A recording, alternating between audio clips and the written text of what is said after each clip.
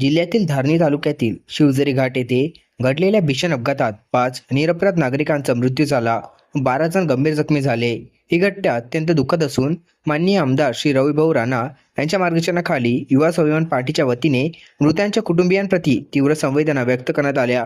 सदर अपघात ज्या मार्गावर घडला त्या रस्त्याचे बांधकाम अत्यंत निकृष्ट दर्जाचे असल्याने त्यावर मोठमोठे गड्डे पडलेले आहेत व अनेक ठिकाणी रस्ता उखडलेल्या अवस्थेत असल्याचे स्थानिकांनी निदर्शनास आणून दिले आहे. त्यामुळे संबंधित कंत्राटदार, कार्यकारी अभियंता, उपअभियंता व जबाबदार अधिकाऱ्यांची सखोल व निष्पक्ष चौकशी करून दोषींवर कडक प्रशासकीय व फौजदारी कारवाई करावी अशी मागणी करण्यात आली.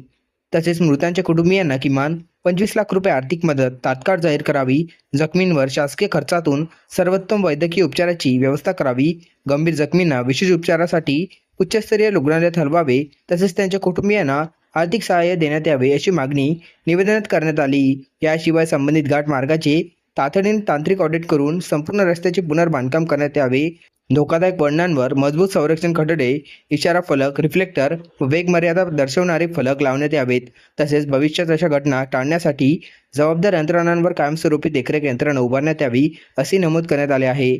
वरील सर्व मागण्यांचे सविस्तर निवेदन युवा स्वाभिमान पार्टीच्या वतीने माननीय जिल्हाधिकारी अमरावती जिल्हा यांना देण्यात आले. यावेळी पक्षाचे शहर, ग्रामीण व जिल्हा पातळीवरील शेकडो पदाधिकारी व कार्यकर्ते मोठ्या संख्येने उपस्थित होते.